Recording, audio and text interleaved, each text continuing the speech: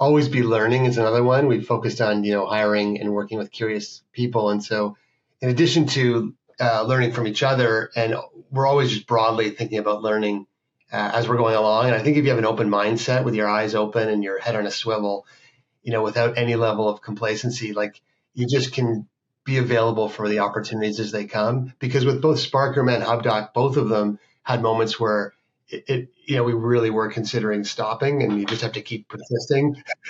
And then other times that weren't as existential, but it just, you have to just keep working ahead. But I think if you're have an open mind, and you don't think you know all the answers, and you're always learning, you can kind of be available for when the opportunity kind of surfaces in front of you.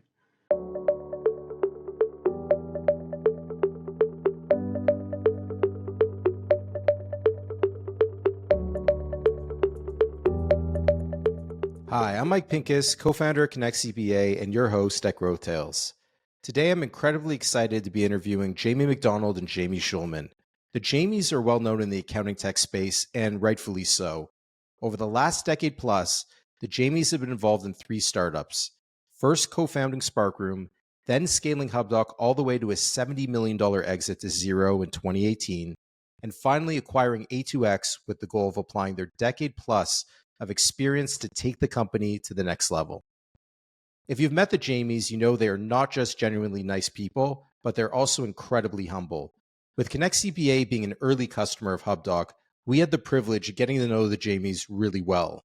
A decade later, we consider them not just ecosystem partners with A2X, but friends and business minds that we look up to. In this episode, the Jamies opened up about some of the challenges of scaling Hubdoc. They also explained how difficult it is going from 0 to 1 and obtaining product market fit. Finally, we discussed how the Jamies have maintained such a strong relationship, trust, and alignment on their core values throughout their journey of running their businesses. I took away so many business lessons from this conversation, and I hope you do as well. Jamie and Jamie, thank you so much for joining me today on GrowthTales. Thanks for having us, Mike. Awesome to be here, Mike. We're excited to continue our long collaboration with you and Connect CPA.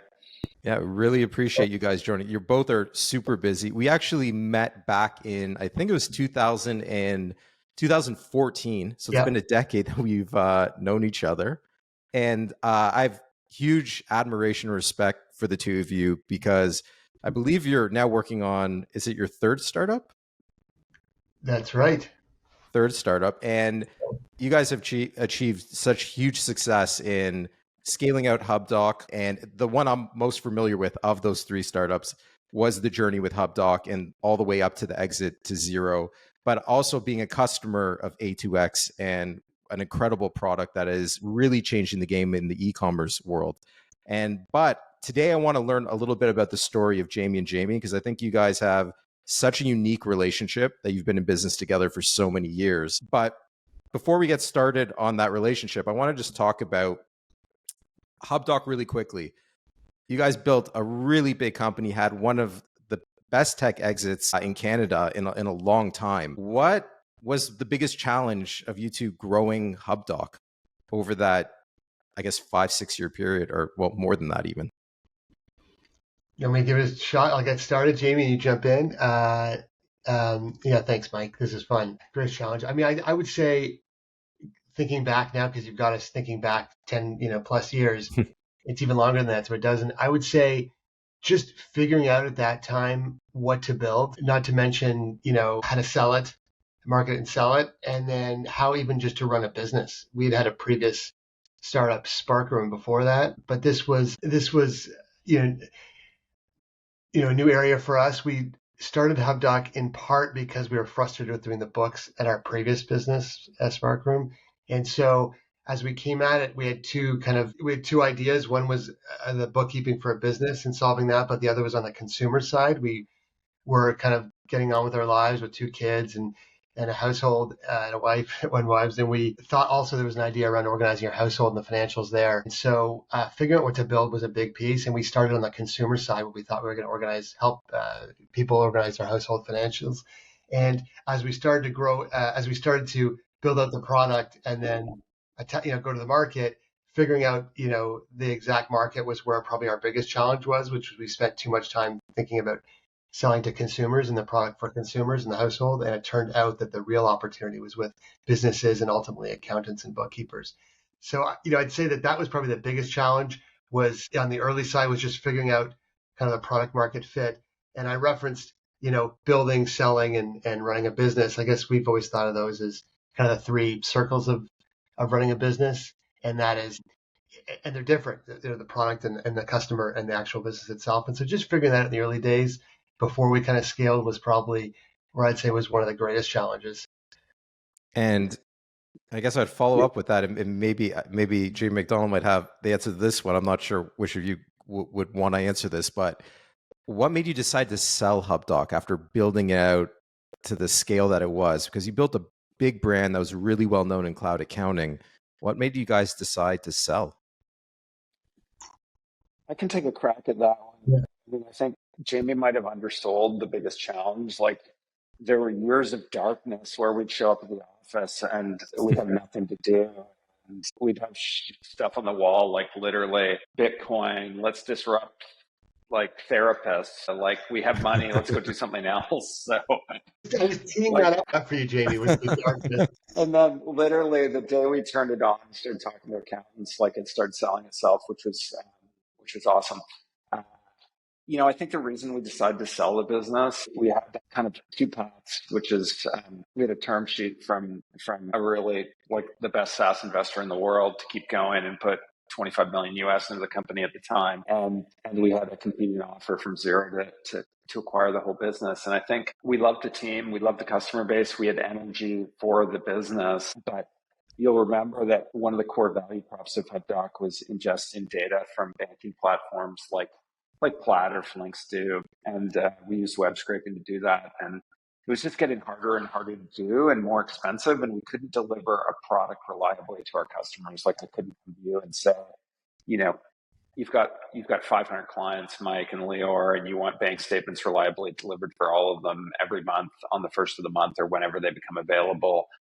Two-factor authentication and, IP issues meant that we couldn't always go to Scotia and get those bank statements for your customers. And so as the cost of delivering that services was increasing and the reliability of doing it was decreasing, Jamie and I just looked at each other and we felt uncomfortable with the risk looking at 5 years. We were also competing with Receipt Bank Dex at the time in the data extraction space.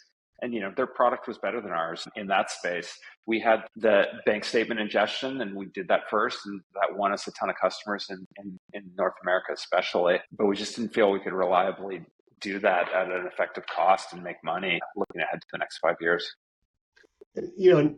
Mike, I'm gonna add one thing to both of those kind of questions. On the first one, Jamie's comment on the darkness, he said it well, which was while we were pivoting, I guess, from this consumer idea to how to organize your household over to the business and bookkeeping side. And this is something for entrepreneurs we frequently mention this, is like you really, it's really important to find that product market fit, find exactly where the market wants you. And so we got caught in that middle where as we were seeing the businesses were using it, we didn't have a lot of capital. And it wasn't clear that it was going to be a business to serve accountants and bookkeepers and businesses. And so we really had to rethink, the approach also. It did get dark and we had our finger on the proverbial, shutdown button at times. And then thankfully had some people like yourselves and Chad and others believe in us. And so we got to keep going. The second thing I'd say is on the decision to sell, reflecting back, with hindsight, Jamie nailed it. It was really the kind of the product issue that was really a challenge for us around the bank statement fetching, but also we were cognizant of the larger, financing and M&A environment. And at the time, this is back in 2018, the offer to get it bought was a very large revenue multiple, which, now it seems obvious, but at the time, it was clear that multiples could contract and you could work extremely hard for, another 5, 7, 10 years. And ultimately, at the end of the day, your shareholders, all of us could end up with a less optimized outcome, even if you kind of grow revenue in the business over those years. And so there was a little bit of that component too. Take liquidity when you can get it.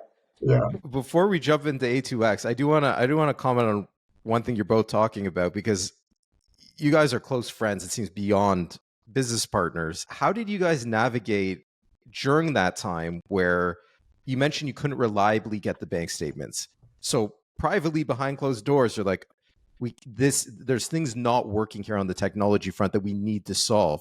Did you guys navigate your relationship as co-founders in a business when something wasn't working? Like you're trying to fix problems. I guess that's what business is solving these problems. But what was that like when you guys were going through that? Like imagine the offer like didn't come before it came.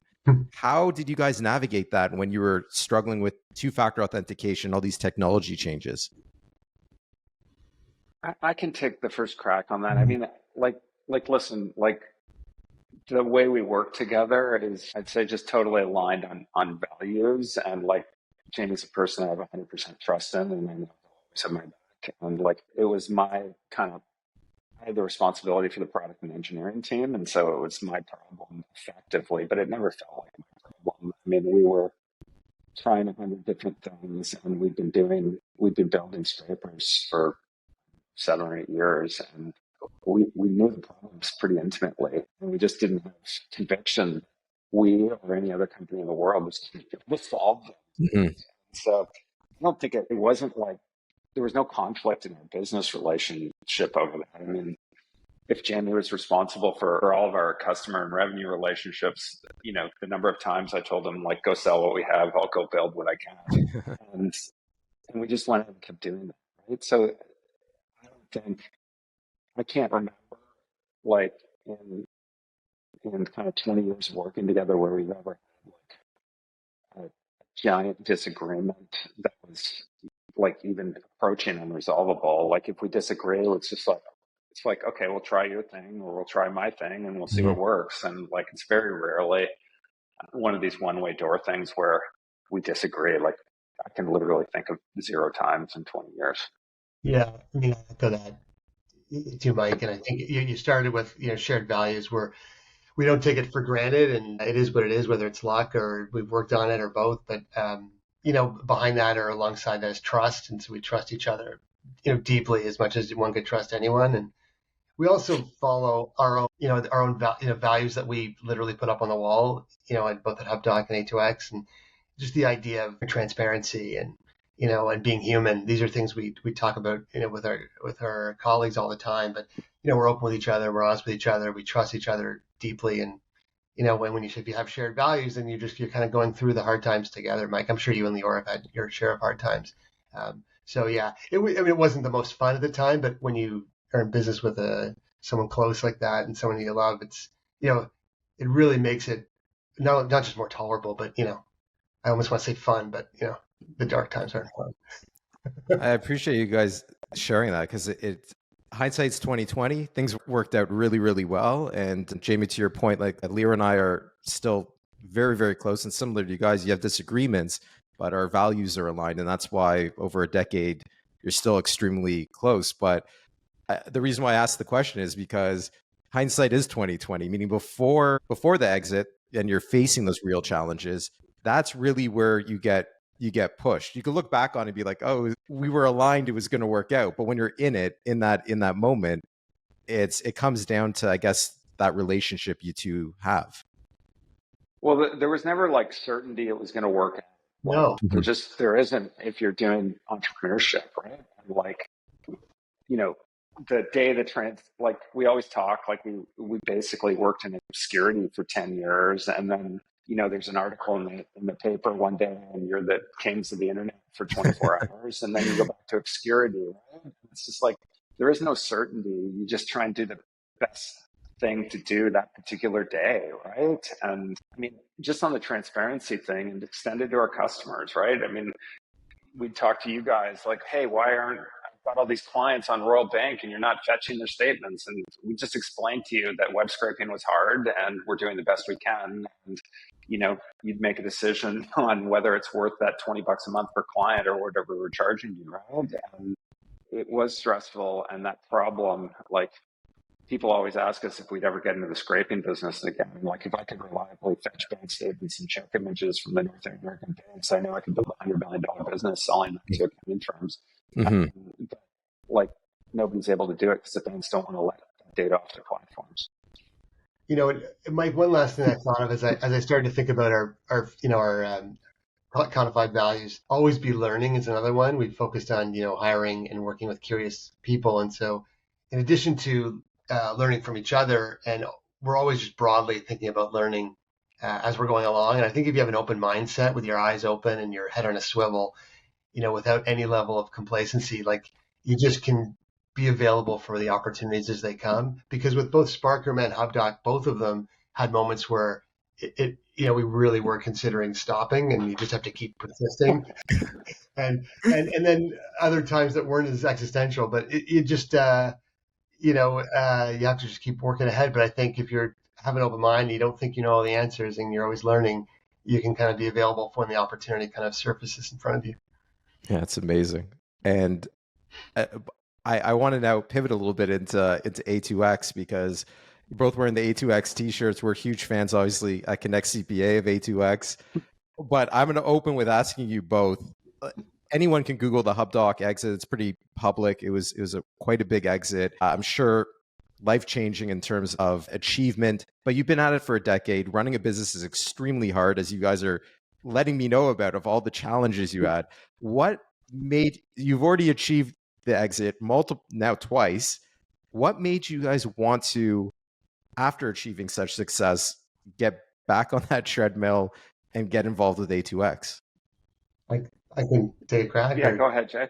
I mean, I'd say, Mike, that Jamie and I are similarly aged. We both worked in our previous career in large organizations, and after selling Hubdoc, we had a ton of fun for ups and downs, but really a ton of fun for about 10 years. And the pandemic had hit. We had an earnout with Xero where we worked there for 18 months, which was great. And then that took us right into the pandemic. And we had teenage kids. We have teenage kids now, but we had teenage kids at the time, and took a little bit of time off, not to mention it coincided with the COVID pandemic. And so we didn't really have any new ideas. And we talked a lot during that period of time, isolating with our families. And we've done angel investing over the years. We were thinking of new ideas, didn't have any. And so we kind of identified that, getting back into it through buying a business was kind of in the middle between doing some angel investing, but also, starting something from scratch. We knew the community very well, the accounting software and accountant and bookkeeper community quite well. And I think as we reflected on what maybe we had done successfully with Hubdoc, was we thought, and we were given the feedback that listening to customers and building for customers was something that had worked. And so we started to think a little bit about, this environment and an ecosystem of accounting software. And we knew A2X as a company that was beloved by customers. The products were loved, and we knew the founders of it. And that kind of got us there, but I'll let Jamie fill into that. That's where I think broadly, though, it was just we weren't going to stop. If you were implying that we were going to retire or something, that never entered our mind. I don't think we even ever Yeah, my line there, Mike, is the only thing worse than working is not working. I just we like building products and teams. We like talking to customers. You can go at different levels of intensity at different times in your life, and I don't think either Jamie or I have the desire to go back to the start from zero, seeking product market fit and the uncertainty around that. Or we didn't at the time. We were thinking about what to do next. And it's let's try and find something great and take a crack at scaling it. We knew Paul and Ashley a little bit when we left Xero. We tried to make an investment in their business, and they're they don't need the money, but they were open to selling it. I just think their family relationship is similar to ours. They think like we do about customers and treat the team and grow the business. And we just extremely fortunate that they were open to a transaction. I don't know. I think Jamie feels the same way. We feel like we're kind of stewards of the brand and the company, and it feels different than being a founder, but I'm super excited to come to work every day on this problem. Yeah, and it's interesting. You mentioned you guys are angel investors as well in a lot of investments. And if you look at starting from scratch, like what you did with Hubdoc, taking over a business, what you've done in the A2X, and then angel investing, which is more passive, I guess. A lot of people that would be in your shoes would have chosen the passive route to go because operating is operating. Whether the business is from scratch, the problems are, you've got to deal with the challenges and all of the things. Operating a business is not easy, especially at the scale that A2X is at. You guys consistently choose the path of being operators as opposed to being behind the scenes. I wanted to ask you about the industry that you chose, being e-commerce. E-commerce has been huge, obviously still growing at a pretty good clip. Why e-commerce? I mean, we bought A2X in 2021, in early 2021. And as I mentioned, we both have teenage kids. Not that you and Leo aren't quite there yet, but you'll see, like, as you see how they behave, like our households, there's quite a bit of e-commerce going on. Most shopping's done, a lot of it's done online. And with the pandemic hitting there too, like that was another factor. Pretty impressive, industry, just on a whole. But we love entrepreneurs. In the last couple of years, Mike, we've had the opportunity to attend kind of local events in e-commerce and with entrepreneurs. And you go to an event and there'll be, say, a dozen entrepreneurs there, and they could be selling, stickers and socks and vacuum cleaners and bubble tea and slippers. It goes on and on and on. All these kind of multi, million-dollar businesses. And you just look around the room with these entrepreneurs, and it's pretty wild. So I think the combination of it being like a scaling area and an exciting area, like retail is moving more and more online, and it's still combined with these are all entrepreneurs. It's I don't know, just kind of it's kind of inspiring. And I guess a follow-up to that is, I don't know where we're at in cloud adoption, but I think part of the huge market opportunity in helping on the accounting side with e-commerce, what then the problem A2X solves is we still have a massive amount of migration that's still going to happen from desktop to cloud over the next, call it 5 years. I don't know how you don't have everyone already in QBO and Xero already, but like accounting is slow to adopt. It's one of those industries that's not very quick to adopt. Do you think part of the market opportunity you guys have is the fact that we're still, in my opinion, maybe in the early to mid innings of just converting to the cloud? Because there's still a huge segment of the market that's running businesses and SMBs on desktop. I think, yeah, I mean, we have competitors with a really large QuickBooks desktop business. Like we don't support QuickBooks desktop. I think a lot of e-commerce businesses stay on desktop because their inventory module is actually good, right? Mm-hmm. Cloud inventory solutions that are native to Xero and QuickBooks, I think, still leave a lot to be desired. I mean, we love e-commerce. We think e-commerce is going to be bigger in 10 years than it is now. There's going to be more sellers. It's not a market without its challenges. The fact that e-commerce accounting is hard is, I think, good for Connect CPA and good for A2X, right? Like it's doing COGS accounting is challenging. Shopify and Amazon's pace of development and how rapidly those platforms change and the data changes, it just makes it hard, right? And so hard problems are good for software companies that have a specialty. And so we think, there's still, category. We always talk about category penetration, like between Dex and Hubdoc, how many people are using kind of AP automation and extraction. It's like, 70% of the market probably still isn't converted there. And that's got to be the most popular apps inside of Xero and QuickBooks, right? And like in e-commerce, we look at our share and we look at our competitors and the native apps inside QuickBooks and Xero. And I guarantee like 70% of the market is still doing reconciliation manually against the Shopify, Amazon, Etsy, eBay, and Walmart sales.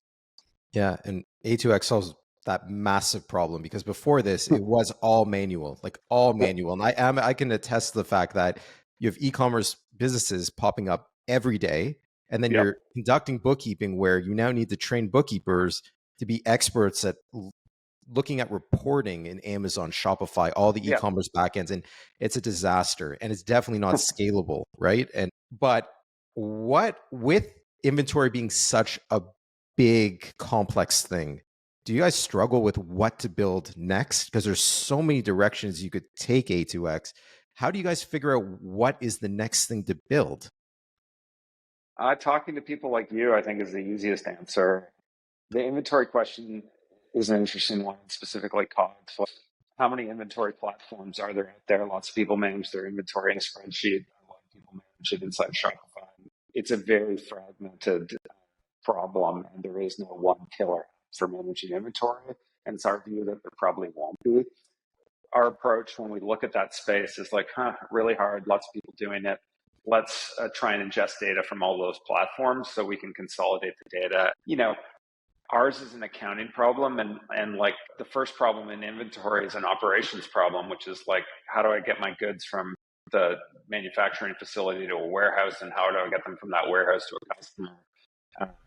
And the accounting problem, the COGS problem, is downstream of that, right? Mm-hmm. So the first problem is like, how do I run my business and sell things and get them to customers? And so with regard to inventory, never say never, but I don't think that's a place you'll see A2X going. We've talked to your team a lot about ingesting payment gateway data, both for e-commerce sellers and for people outside of that. Like, that's a problem that's in our wheelhouse. Like, we ingest all of the sales and cost data from the merchant, from the selling platforms. Like, what are analogous places where you can automate revenue and cost accounting, where there's tons of customers and the problems are repeatable and can be solved by software, but not so easy that they can, you can just hook up an API and deliver it to Xero and QuickBooks. So I think the short answer of how we get product ideas is talk to smart accountants and our customers. And then, there's 100 different ways we can take the business. But I think this, everyone in the world is thinking about accounting automation, in our world anyway. And like, how do we ingest data and accurately reconcile books so that people like Connect CPA can focus on advisory and the more complex work and get out of the reconciliation business? What I find so interesting, like just hearing you, Jamie, explain that, you can tell there's just so many years of software development, like building product experience. And I say that from the perspective of, you could see the clarity of, like, when I think about problems in our business, it's not as clear as the way you just articulated that. You can tell that you guys can somehow, through all these years of experience, get to the answers quicker than I guess it would have taken if this were your first startup.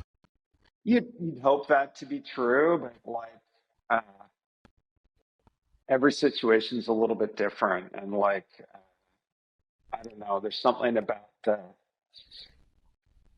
naivete, like all the things you don't know when you start. Like Jamie and I, like, whatever, we were talking yesterday about a product manager of A2X, and he's like excited about like the personal financial management space, like Build Better Mint, or like a real-time income statement and balance sheet and net worth statement. And I just I'm like, you tried it's a terrible idea, but somebody's going to build something good there eventually, right? And I'd be a customer of that product. But in the same way, people come to us with like, I've got a web scraping idea, and we're like, that's terrible. But maybe it's different now with AI, and the scrapers can run autonomously and fix themselves. And so, I don't know, I found BetaKit, the Flinks founders are doing some sort of ingesting data from utilities and energy companies and delivering it via API. And I was like, okay, is that a better idea than bank data? That, like, bank data fetching was impossible. They gave up on that, or they sold that business national. Why is that one going to be easier? So I don't know. That's a long way of saying, like, there's a lot of pattern recognition for both of us and the teams we've worked with, who are like, one of the joys of A2X is like we're working with a bunch of Hubdoc people as well as the A2X team, like OG team. And so there's just like a decade of experience working together, which is joyful and really meaningful. And so you hope you make good product decisions, but I don't know, in the kind of AI native world, like, I feel kind of out to lunch and behind all the time. Like, it's changing so fast, right? So you just have to keep reading and learning and using the tools, or else your knowledge decays. And Mike, you referenced something that I thought was quite insightful, which is you were talking about the desktop, businesses out there. And, one thing we've learned over the years too is sometimes things take longer, than you might think. For example, getting over to the cloud, but sometimes things move more quickly and you don't necessarily know which way it's going to go. And so that's one of the challenges, is trying to figure out, are we serving, there's a whole giant roster of businesses out there still on desktop, moving to cloud, that they're in the early stages of the journey. But then we've got, good connections with and working with folks who are on the other end, which they want us to build the most granular AI run, all sorts of fancy and more detailed and complex solutions. And so just trying to figure out, who we're serving and with what and where to prioritize our efforts, because you can't, we have a laundry list of, hundreds of things that at A2X that customers are really wanting us to build, but you can't build everything, and time's a zero-sum game. So that's one of the challenges too, is trying to figure out exactly where to go generally and also specifically with the product. Yeah. And Jamie McDonald, you mentioned familiar people, and Jamie Shulman, I know this is something that both of you probably talk about a lot, but there are a lot of familiar faces from Hubdoc, and we've spoken a lot about product, but what I'm really interested in understanding from that continuity of people that were at Hubdoc that are now at A2X, how important is culture? Because you guys have built really great cultures at each of these companies and a really great organization, and you've kept familiar faces along these journeys. And we've been talking about values as well. So maybe it's a long-winded way of asking, how important is culture? And what are some of these values that you guys look for in people? Because you have had continuity of people that have stayed with you over all these years. You can have a Yeah, crack at that, Jay. yeah. I mean, one thing we've been, as you alluded to, Mike, we've been working together for about, it's 20 years and across 3 businesses. And we realized somewhere along the lines early on that, we focused in on the North Star of delivering, the best customer experience possible, an experience where, customers like yourselves would tell everyone about this business and these products. But we realized early on there's a second North Star, which is around, delivering the best employee experience and having people, we want today to have people be moving towards looking back and say 25 years and saying, gosh, Hubdoc back in 2015, that was like the best work experience I've ever had. Mm-hmm. And in order to think that way, what would make someone feel that way, in a couple of decades? Well, there are all sorts of things you need to deliver to the experience to the employees to let them feel that way. And ultimately, if you have employees who feel like it was the best place they've ever worked, well, they're going to deliver the customer experience. And so it's things like, growth, growth for people. We're always constantly thinking about how to provide opportunities for individuals to grow personally at the business with their career. We just found, I'd say, focusing on the people individually, like even at Hubdoc, where I don't know, Jimmy, I think we were 120 or 130 people, something like that, when we sold the business. We were interviewing every single person. By the end, it was maybe more of a value, like a end of process value Mm-hmm. interview. But we interviewed everyone who joined Hubdoc, and that's because every single individual was critical. And if you think of it that way, you can end up putting together a team that's going to end up feeling the way we're hoping to feel and delivers continuity. And I think you could feel it. When I say you could feel it, from the time we went to your Hubdoc offices back in the day, there was an energy around the office, and it was always special. Like there's this like brightness to the way people interacted, and also the events that you guys put on now with A2X. Like it is so dialed in, and I think what you just described, Jamie, you can feel that. You can feel that there's aligned values in the people that you bring into the organization and how they operate as well. Like they carry those values through, and you feel it. Yeah, one of the values that Yeah, I mean, go ahead, Jay. I think we're gonna. Well, I was just gonna. Maybe you're gonna say this, but one of the values I mentioned was give a shit. It's a value that we take pride in, and it's interesting interviewing people and trying to suss out people that are going to give a shit. Some might say care, but we like give a shit, I think. And the idea just being that you want people that really care. Whether it's they're at a booth at an event, not scrolling on their phone, but actually caring about what they're doing, whether it's believing in the purpose, whether it's caring about, the office being clean, or whether it's, caring about each other at the office or customers. You got to find people that are going to actually care about what we're working on. Sorry, Jamie, I interrupted you. Oh, no, we're good. I think we're in the same place like that. I mean, another word for that is like, we definitely screen for like I want to say a founder mentality. Like people, like the thing that makes us happiest is when people who worked with us go on to start new businesses. And you would know Yusuf at Relay. And like, he was with us from like the darkest of days at Hubdoc and helped us build that business, and then went on to start Relay. He's just like, send in Yusuf or Jeff, who runs marketing for us now, to a customer event. It's just like, those are people who can do the job as well or better than Jamie and I.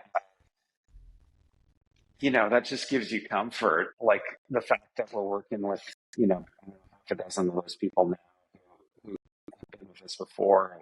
it's a compounding advantage as a business builder if you have high quality people who want to work with you repeatedly, right? And so that's part of the joy of what we're doing now. And like, I think what we hope to do over the next 20 years of working together, which is like curate teams of amazing people, create opportunities for them to grow professionally and to make money, obviously, and to have fun and just do it over and over again.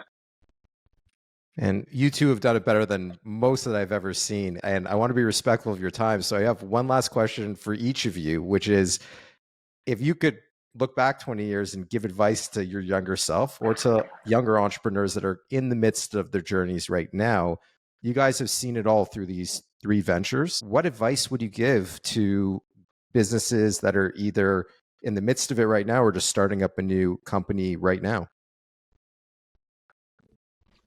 I can start with a couple of thoughts. I mean, one way I'd say, which we've touched on, is I would say remembering that people are everything. So whether it's your co-founders, Lior or Jamie and I, or whether it's your colleagues or you're hiring or your customers or et cetera, right along the board, all across the board, just keeping in mind that people are very, very important. It's a fun thing to say, especially in today's environment with AI taking over. People are we're real people solving problems for real people. That'd be one that and alongside that, you think about integrity, and you only get one reputation in life. So when you're thinking about people, work with high integrity people, and that jumps to my mind. The only other thing I'd add maybe is just reflecting back is just being intentional, like the idea of like prioritizing and focusing on the right things is something I personally struggle with, and I'm still trying to work through. It's a marathon, not a sprint. And so just trying to think about intentional about what you're working on and prioritizing it. That's actually broad for your life too. In life, you've got family and you've got work and you've got all these other things, health. And so just the idea of focusing and getting prioritization right would be the second thing I'd throw out after people are everything. Yeah, I mean, Jamie and I spend a lot of time talking to young entrepreneurs and kids graduating uni now and like our own kids. I guess my advice, like if you've got the entrepreneurial kind of bug, is just like, I think our ethos of like 2 North Stars that build amazing customer experiences and build great experiences for your team are exactly right. And then, the things that we didn't know when we started is like how much energy and velocity you have to bring to get from 0 to 1. And like, I think our greatest, like in hindsight, what we did that turned out to work really well for us is we just showed up every single day and did the work, right? No matter how bad it was, no matter if there was nothing to be done, we just showed up and kept going. And so call that tenacity, call it just keep going. Like if you are a founder and you want to be that, it just requires, it's your job to bring energy and velocity, and it's your job to hang on. Like I was talking to a colleague yesterday, and her husband just raised some money from our startup. Like he's been going for like 4 years and just got his first kind of seed round. And he said to me during the fundraising process, like, my strength as an entrepreneur is I just won't die like a cockroach. And so, I'd say that to all the people aspiring to be a business builder. It's like, just don't die, and then, read Paul Graham and have fun along the way. And I think we're both always reading and trying to use the new tools, which you just have to keep doing. Yeah. And look, there's no doubt resilience is something you hear over and over again. But I want to close with just saying the two of you are some of the most genuine guys I've ever met. And the word that comes to mind to me is you're both very humble. There's just a lot of humility. And given what you two have achieved, you see sometimes in startup land, like, oh, that guy, like you want people to be successful and everyone's cheering people on. But it's not always genuine that you're like, there's good people. There's people that have huge egos and you see it, but you two are just really genuine, humble guys. And that's why, like, I'm elated that you guys have had so much success in your careers. And UX as a product for us has been fundamental in helping us shape an e-commerce part to connect CPA. And I think it's only the beginning of the problems that you guys solve and make easier. Like I said, cloud is going to become bigger and bigger, and e-commerce is never going to stop growing. So I'm excited for the future of what you guys are going to do with A2X and I hope more other people in accounting are watching this. If you haven't stumbled on A2X yet, it's how we shape our entire e-commerce function. But guys, you've given me 40 minutes of your time, and you're both very busy entrepreneurs. So I really, really appreciate you both hopping on, and thank you for doing this. No, thanks. We appreciate you. Yeah, thank you, Mike. I mean, we love our collaboration with you and Leo and the team, and yeah, excited to keep building together.